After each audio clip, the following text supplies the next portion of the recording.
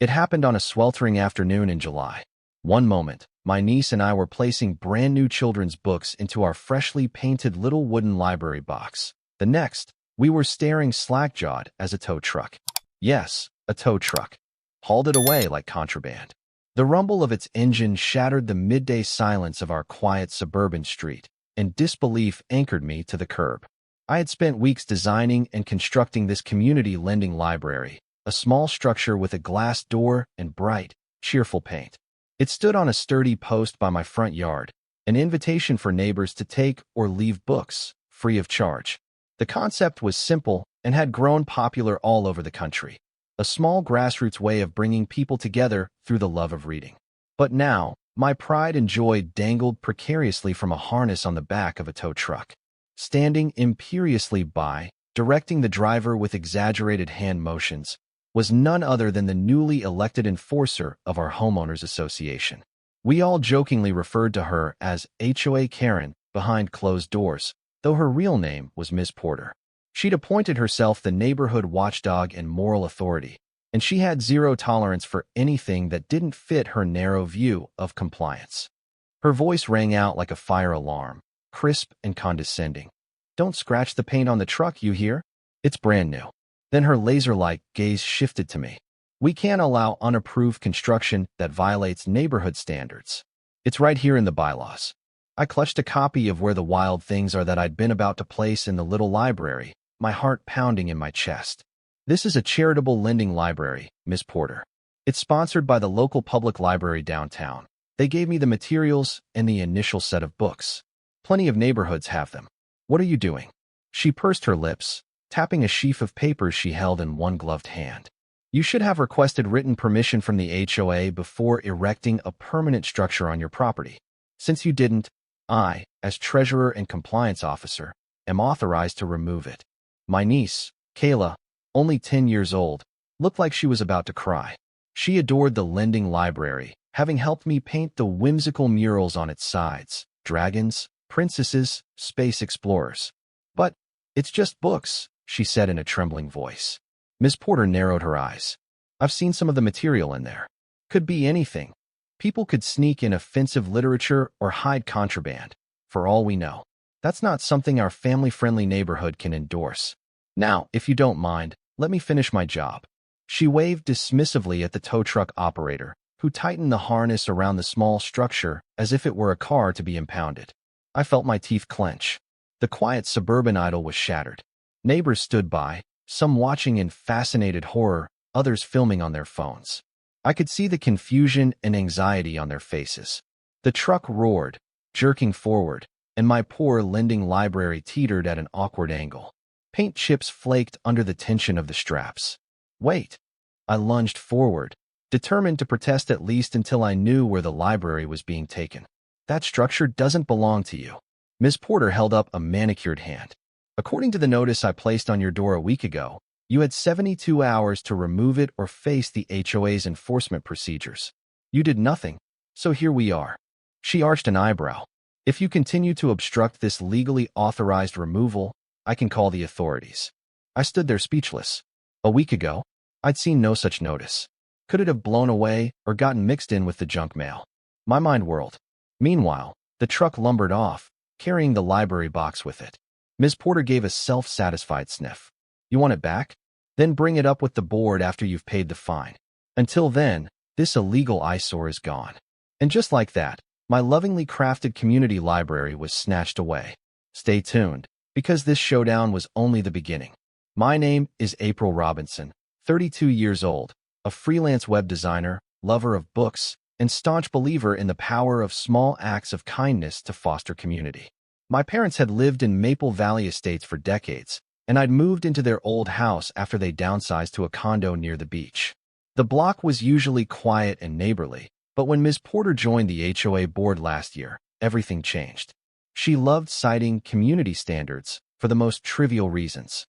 Once, she issued a warning to Mrs. Ortiz down the street because the woman's rose bushes encroached 2 inches onto the sidewalk. Another time, she insisted the Ortiz family remove a small trampoline from their backyard, claiming it was a hazardous structure. Then, she turned her attention to the Bennetts, a sweet elderly couple whose front door paint color apparently clashed with the HOA's approved palette. Each time, Miss Porter claimed she was only enforcing the rules.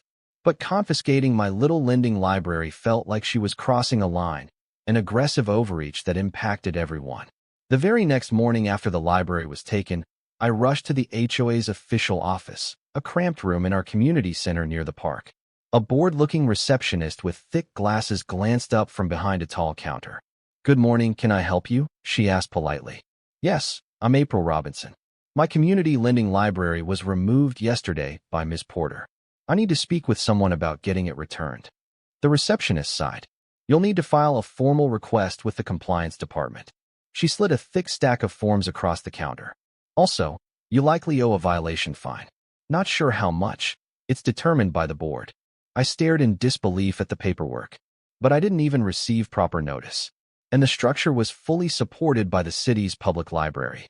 "This is just a misunderstanding." She shrugged, adjusting her glasses. "I understand your frustration, Ms. Robinson, but the protocol is to fill out forms. I can schedule you for the next board meeting in 2 weeks. 2 weeks? I echoed. But my library is gone now. It's probably rotting in some storage lot, or worse. Isn't there a faster way? The board meets once a month. Unless there's an emergency session, that's the soonest." An involuntary laugh escaped me. Short, humorless, born of exasperation. "All right," I said, scooping up the forms. "I guess I'll fill these out. But this is ridiculous. The local public library staff is going to be furious when they find out their donated structure was seized." The receptionist gave a non-committal grunt, clearly done with the conversation. It was me against bureaucracy, and I was losing. Back home, I ranted about the situation to my best friend, Carla, who lived a few streets over. She listened with wide eyes, pacing across my living room rug. "That's outrageous," she said, throwing her hands up. "And you say Ms. Porter actually used a tow truck to get rid of it?" I nodded, cheeks burning just remembering the site. She said it was illegal construction. "But it's on my property, near the sidewalk, just like all those mini libraries across the country. And the city library even gave me the official go-ahead. They do this in multiple neighborhoods. Mine's not the first." Carla pursed her lips, the gears turning in her mind. "You might want to talk to the local library administrators, explain what happened. They'll probably be just as upset as you are. Maybe they can pressure the HOA from their end." "That's my plan," I said. "But I also want to gather support from neighbors. Ms. Porter loves to say she's just doing her job on behalf of the entire community. If I show the board that the entire community disagrees with her, maybe they'll back down." Carla smirked. "Count me in. Everyone on my block adored that little library. My kids borrowed a few classics last week. We'll sign a petition, show up at the board meeting, whatever it takes." Relief warmed my chest. I was grateful not to be standing alone against Ms. Porter's tyranny. "Thank you. The meeting is in 2 weeks, but I want to do as much as possible before that." "Let's do it. Also, talk to the city library." I flashed her a determined grin. "I will." We high-fived, a childish gesture that somehow felt empowering. I knew we faced an uphill battle. HOAs can be notoriously stubborn, especially if they stand behind someone like Ms. Porter. But with every person who stood by me, I felt a little less powerless. The next day, I drove downtown to meet Ms. Caldwell, the outreach coordinator at our public library. She was the one who had enthusiastically provided me with the box materials and a small starter collection of books. Tall shelves full of novels, encyclopedias, and children's picture books surrounded us as we spoke in the library's airy reading corner. "Wait, they confiscated the box we donated?" Miss Caldwell's eyes widened in disbelief. She wore a lanyard with multiple pins from literacy campaigns. "Under what justification?" I sighed, rubbing my forehead. "The HOA said it's unapproved construction. They claim I needed a permit or something. They literally used a tow truck to haul it off." "That's absurd," she said sharply. Her gentle librarian demeanor vanished, replaced by indignation. "We have these mini libraries in several neighborhoods across the county. I've never heard of anyone forcibly removing them." I felt a surge of validation. Exactly. And they didn't even give me a proper chance to fix any so-called violation. Now they're imposing some fine, and the earliest I can even address it at a board meeting is 2 weeks from now. Her face hardened with determination. "Well, you're not alone in this, Ms. Robinson. The library sponsored that box. It belongs to us until we officially hand it over to your community." This is a matter of public interest. I leaned forward, hope lighting my eyes. So you'll help me? Of course, she said. I'll consult our legal department and we'll decide how to proceed. The library has no intention of letting the HOA do as they please with property we funded. Let me know the details of that board meeting. We exchanged contact information. Before I left, Ms. Caldwell pressed a business card into my hand. If Ms. Porter or anyone else from the HOA tries to threaten you again, give me a call immediately. We have some influence. We provide resources for the entire city. Gratitude pulled in my chest. Thank you so much. It means a lot to have your support. She nodded with a determined smile. We'll get your library box back, April, and ensure nobody else's box meets the same fate. As I walked out of the library and into the bright sunshine, I felt something I hadn't felt since this ordeal began. Genuine optimism. That weekend, Carla and I launched a petition demanding the immediate return of the little library. We set up a small folding table at the local park, armed with pins, clipboards, and flyers explaining the situation. Families enjoying the playground, joggers, and dog walkers, many recognized me from the times they'd visited the library in my yard. Wait, they seized it? A father with 2 toddlers asked, incredulous. My girls loved picking out bedtime stories from there. An elderly couple sked disapprovingly. We used to see these little free libraries everywhere back where we lived. Never had a problem. That Miss Porter must be power-hungry. One after another, neighbors signed the petition. Some were outraged, others quietly dismayed, but nearly all agreed the lending library should be reinstated.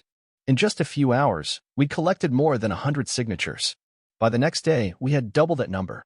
Meanwhile, social media lit up with pictures of our sign-up booth and hashtags like #SaveOurLibraryBox. Residents vented about other times Ms. Porter overstepped her authority. People shared stories of how the small library had brought them joy or introduced their kids to new books. It was exhilarating to see the community unite over something positive and to watch Ms. Porter's usual intimidation lose its grip on everyone. On Monday, I dropped off a copy of the petition at the HOA office, attaching a polite but firm letter stating that we expected the matter to be addressed immediately. The receptionist from before merely pursed her lips and promised to forward it to the board. 3 days later, I received a thick envelope in my mailbox. The return address was the Maple Valley Estates HOA. My heart sank as I tore it open, half expecting to find a formal apology or a notice that the library would be returned. Instead, I found a notice of violation and fine assessment in bold, block letters.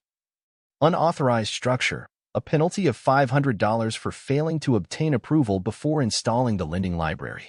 Community disturbance, an additional penalty of $200 for causing excessive foot traffic and noise around my property.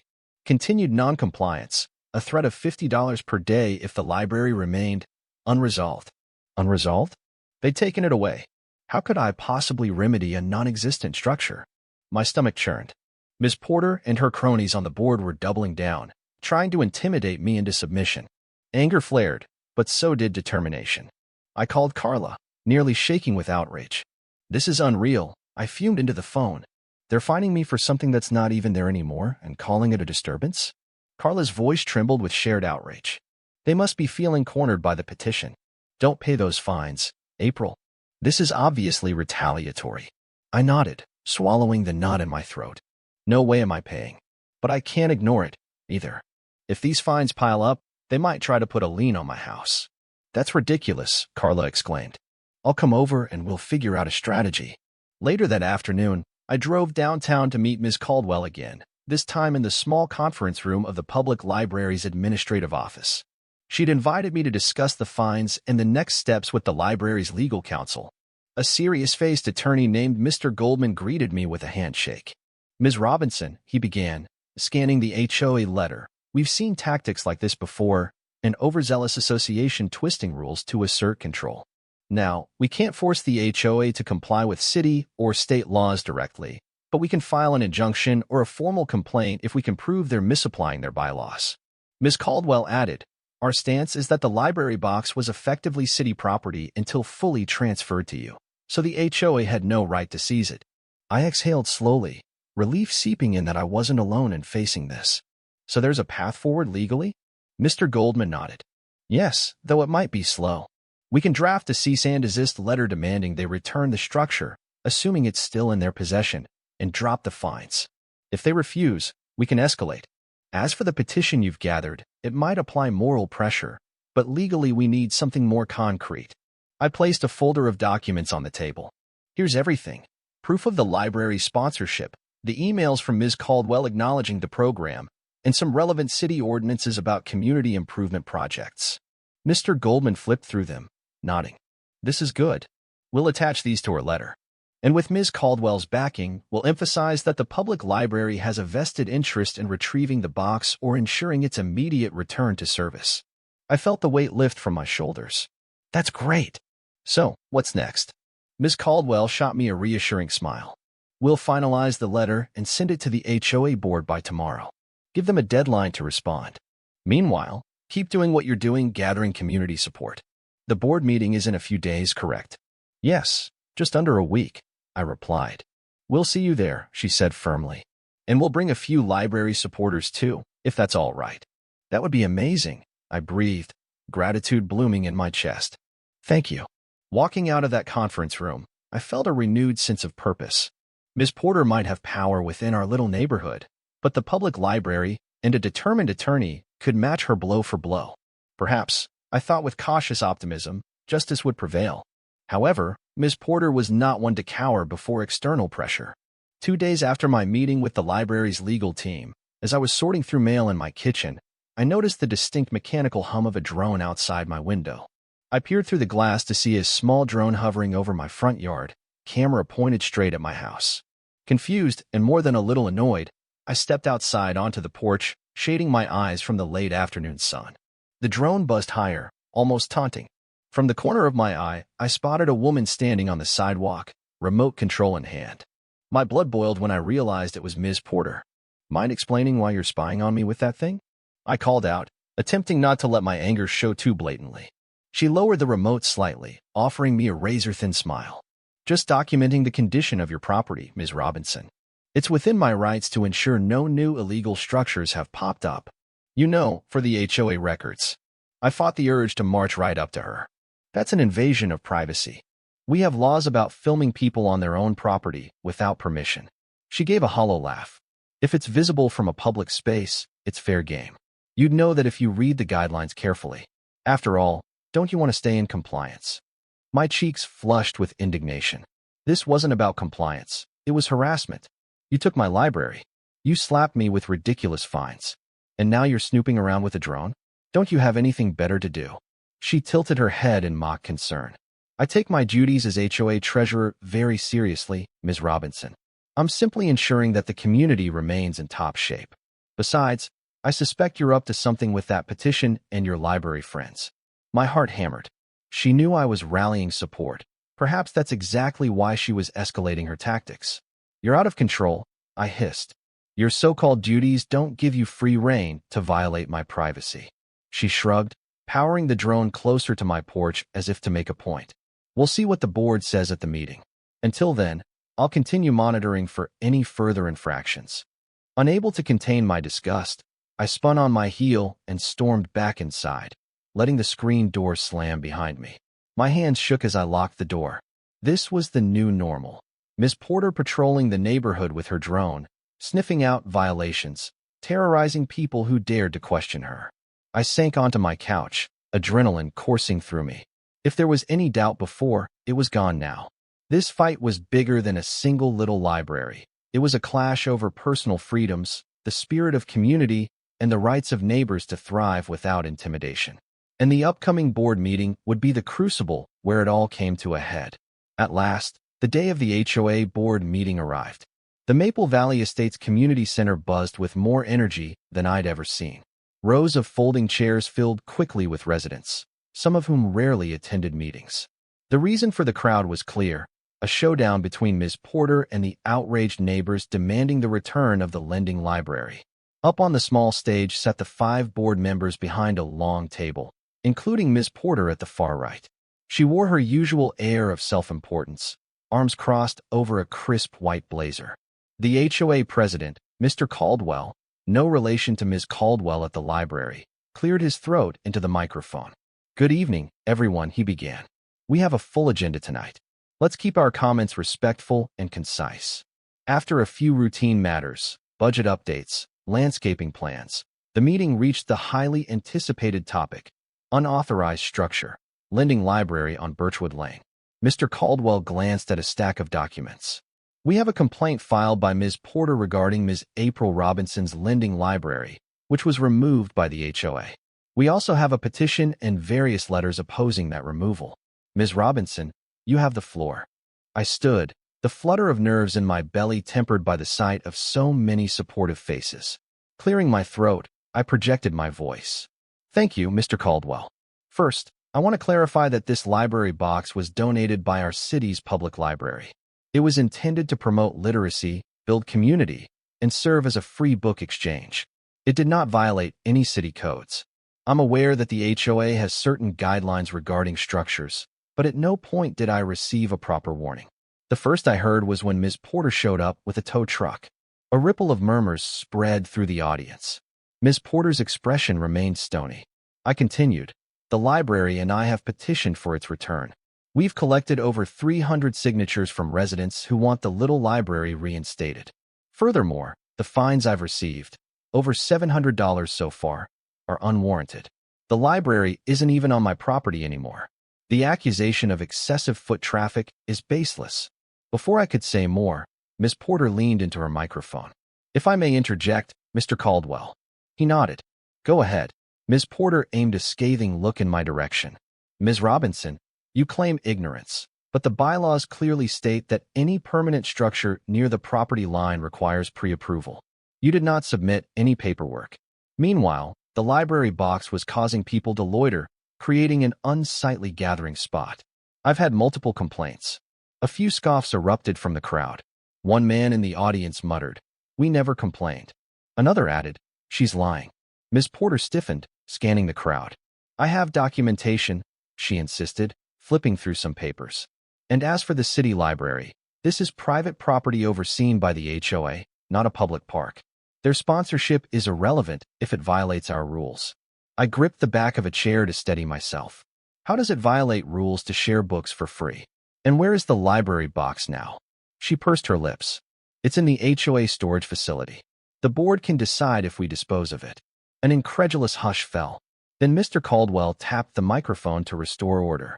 Thank you for your statements. Now, I also see here a letter from the city library's legal counsel. Are any representatives present? From the first row, Miss Caldwell stood, smoothing her cardigan. Several other library staff accompanied her, a determined spark in their eyes. She moved toward the podium, voice calm but firm. Thank you, Mr. Caldwell. I'm Ms. Caldwell from our city's Public Library Outreach Department. We'd like to clarify that the structure was never fully transferred to Ms. Robinson. Its removal is effectively a seizure of property belonging to the city. We demand its immediate return. Ms. Porter scoffed audibly. This is private property. You can't just force your structures. We're not forcing anything, Ms. Caldwell shot back. We sponsor many libraries in cooperation with neighborhoods all over the region. Your actions here are unprecedented. If you refuse to return our property, we will pursue legal remedies. Furthermore, the entire purpose of these boxes is to enhance literacy and community bonding. Are you truly saying Maple Valley Estates does not support that? Ms. Porter opened her mouth to retort, but Mr. Caldwell raised a hand, prompting her to remain silent. A hush hung in the air as the board members exchanged tense glances. Finally, Mr. Caldwell addressed the room. We will review all evidence. But for now, Ms. Porter's initial complaint stands. The question for this board is whether to uphold the removal and associated fines or to reverse that decision, returning the library. Due to the significance of this dispute, we will deliberate briefly in private. With that, the board members rose and filed out of the room, leaving the crowd buzzing in hushed, anxious conversations. Ms. Porter threw me a final glare before following them. I exhaled shakily, feeling Carla squeeze my hand. Ms. Caldwell gave me an encouraging nod. Across the aisle, neighbors and supporters whispered hopeful words. We have the truth on our side, I told myself. But is it enough to sway the board? The board's deliberation stretched on for nearly an hour. Tension mounted as the crowd milled about, taking restroom breaks, whispering in small groups. Ms. Porter emerged just once to retrieve a folder, pointedly avoiding eye contact with me. Finally, the members returned. Mr. Caldwell signaled for quiet, clearing his throat. Thank you all for your patience. We have reached a decision regarding the so-called unauthorized structure and the associated fines. I held my breath. He adjusted his glasses. We find that Ms. Robinson did indeed fail to follow the proper approval process. Consequently, the board maintains that the HOA was within its right to remove the structure from her property. A collective murmur of disbelief rippled through the audience. My stomach twisted. Mr. Caldwell continued. However, the board also acknowledges that forcibly towing the structure without a clearer grace period or direct communication was excessive. Therefore, we have decided that Ms. Robinson may reclaim the box, after paying half of the current fines, which total $350. A wave of stunned whispers swept the room. My cheeks burned as relief and anger warred within me.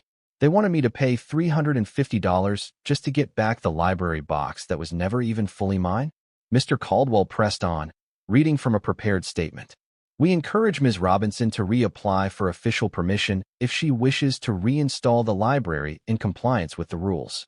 If approval is granted, the structure may return under strict conditions. The city library's interest in retrieving the box, if Ms. Robinson declines to pay, will be considered separately. My gaze darted to Ms. Caldwell from the public library. Her lips thinned in dismay. Ms. Porter, however, looked downright triumphant. That is the final ruling of the board, Mr. Caldwell concluded. We hope to avoid further conflict. A flurry of objections erupted from the crowd. Carla turned to me, eyes wide with anger. They're basically ransoming it back to you. That's insane. I nodded stiffly, wanting to scream but holding back. Miss Caldwell approached, placing a hand on my shoulder. We'll discuss our next steps. Don't do anything rash, okay? The audience began to file out, some shaking their heads in disgust, others offering me sympathetic pats on the arm. I could feel Miss Porter's smug gaze follow me all the way to the door. Once outside, Miss Caldwell exhaled slowly. This might be more complicated than we hoped. Legally, the board has the right to impose fines on residents, even if it's unfair. But the library owns that box, I insisted. How can the HOA hold it hostage?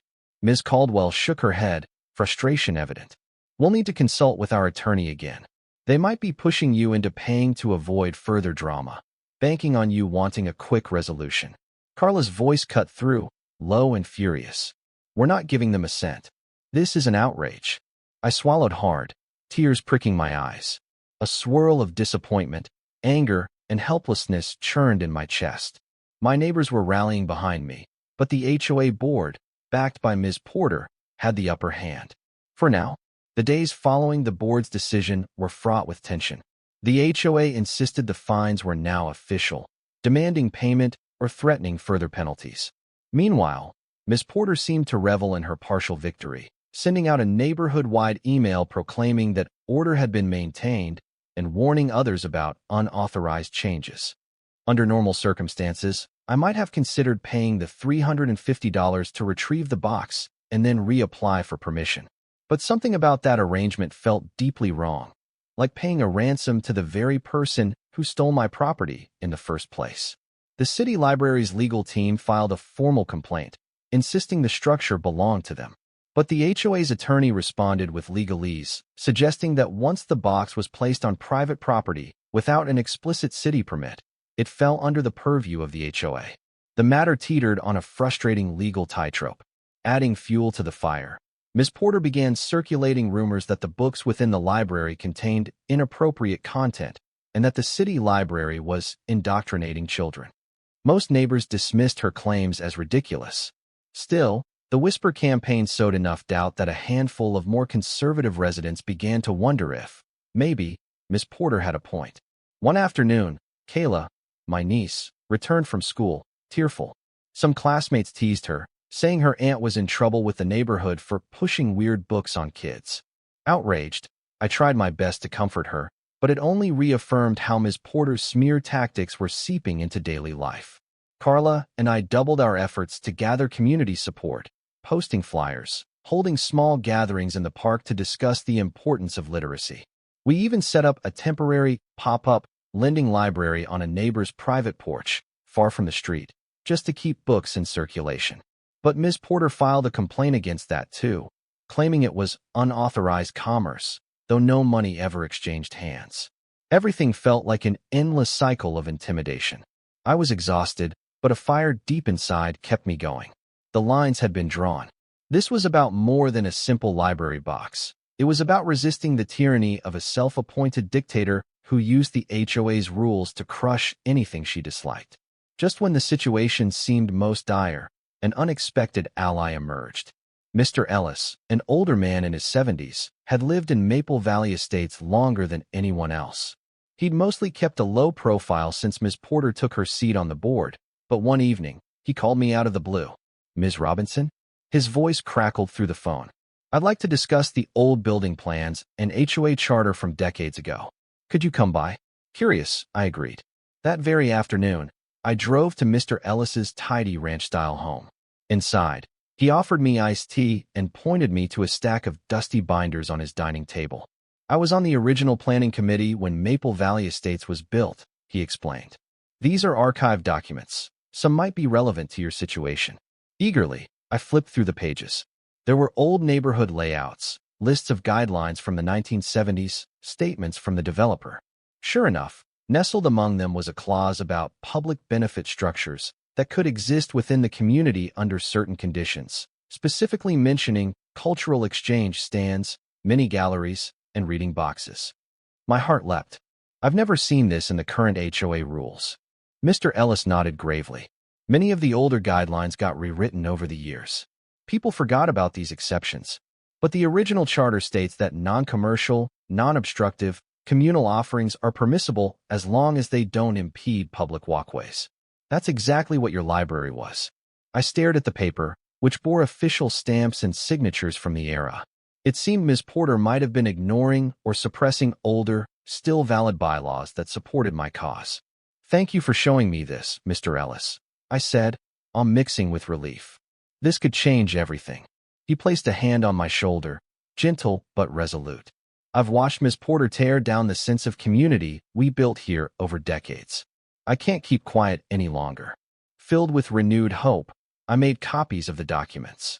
With these, and a growing wave of local support, maybe we had the ammunition we needed to topple Ms. Porter's iron rule. Our next step was clear: confront the board with these archives and demand they honor their original charter. Determined to use this new evidence, I reached out to Mr. Caldwell, the HOA president, and requested an emergency meeting. Ms. Porter scoffed at the idea, but under pressure from other board members and the public library's threat of legal action, they ultimately agreed. The date was set for the following Wednesday evening at the community center. Word spread fast. The anticipation was electric. The day of the meeting, a small group of us gathered at my home beforehand. Carla, Miss Caldwell from the public library, Mr. Goldman the lawyer, Mr. Ellis, and a handful of close supporters. We pored over the archival documents one last time, ensuring we had them in order. As dusk approached, we drove in a quiet convoy to the community center. The parking lot was filled to capacity. People spilled out onto the sidewalks, chatting in clusters. Inside, it was standing room only. The hum of conversation died when the board members filed in. Ms. Porter looked rattled by the turnout, but her demeanor remained coldly defiant. Mr. Caldwell opened the meeting. "We've convened here in response to newly discovered documentation related to the neighborhood's original charter, specifically regarding communal structures like Ms. Robinson's lending library. We also have pending business about the library's ownership and associated fines." He gestured for me to speak. My pulse drummed in my ears as I stepped forward, holding up the binder. Over the past few weeks, we've seen a huge conflict concerning a small, free lending library meant to serve this community. We've all heard Ms. Porter's justifications, but it appears she overlooked a key section of Maple Valley Estate's original guidelines. I read aloud from the relevant clause. "Public benefit structures, including artistic displays, reading boxes, and other communal stands, shall be permissible provided they do not obstruct pathways and remain non-commercial in nature." A murmur of interest rippled through the crowd. I handed copies to the board members, who examined them with varying degrees of surprise. Ms. Porter, however, snorted. "This is from decades ago. Many rules have changed since then." Mr. Ellis rose from his seat. But this original charter was never formally repealed. I helped write it. It's still part of our foundational documents. Mr. Goldman, the lawyer, nodded. Unless you can show a legally valid revision that nullifies this clause, it remains binding. All eyes turned to Ms. Porter, who looked flustered. She rifled through her own papers, but seemed unable to find anything to counter the archived documents. Tension crackled. Finally, Mr. Caldwell raised a hand to quiet the room. "This is significant," he said.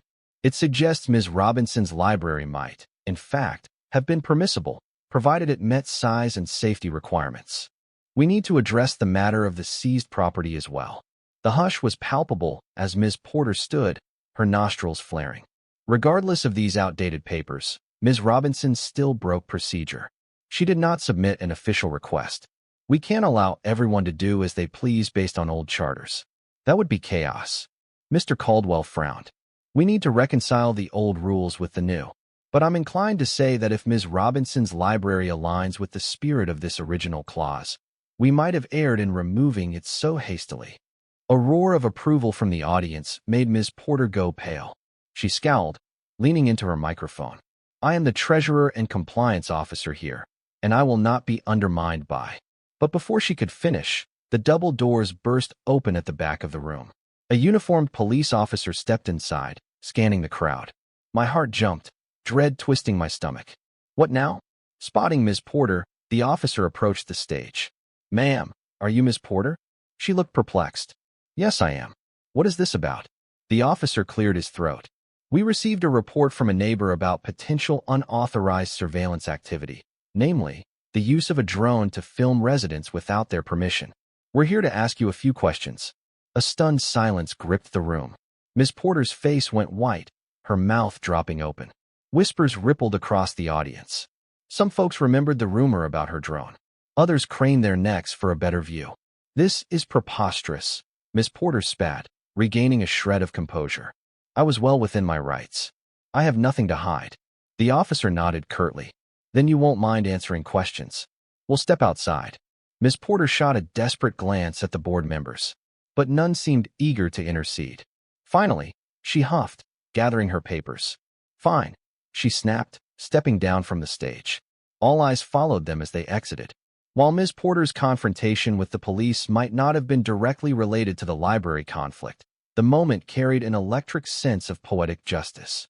The crowd began murmuring with renewed intensity, as if Ms. Porter's iron grip was finally crumbling. With Ms. Porter absent, Mr. Caldwell cleared his throat. "Let's address the immediate concern regarding the library box and the fines. We have compelling evidence from the original charter, along with strong community support.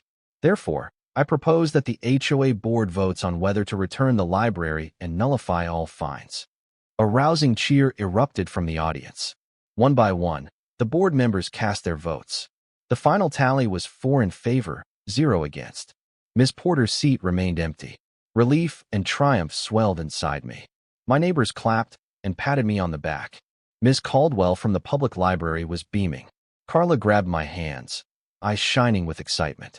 Mr. Caldwell tapped the microphone again for quiet. "Therefore, by board majority, the library box shall be immediately released to Ms. Robinson or the city library for reinstallation as they see fit. All accrued fines against Ms. Robinson are waived. Additionally, we will establish a clear, streamlined approval process for any future communal structures that do not conflict with the spirit of our community's original charter." A thunderous applause followed. I could hardly believe it. After weeks of stress, fear, and anger, we'd finally won. It felt surreal, as though a massive weight had been lifted. Right then, Ms. Porter strode back inside, face flushed. The police officer remained in the doorway, arms crossed. She hastened to the stage, scanning the crowd with fury. Mr. Caldwell addressed her calmly. "Ms. Porter, while you were away, we took a vote on the library matter. The board has decided to return it and rescind the fines. The matter is settled." She spluttered, clutching her papers to her chest. You can't. This is an outrage.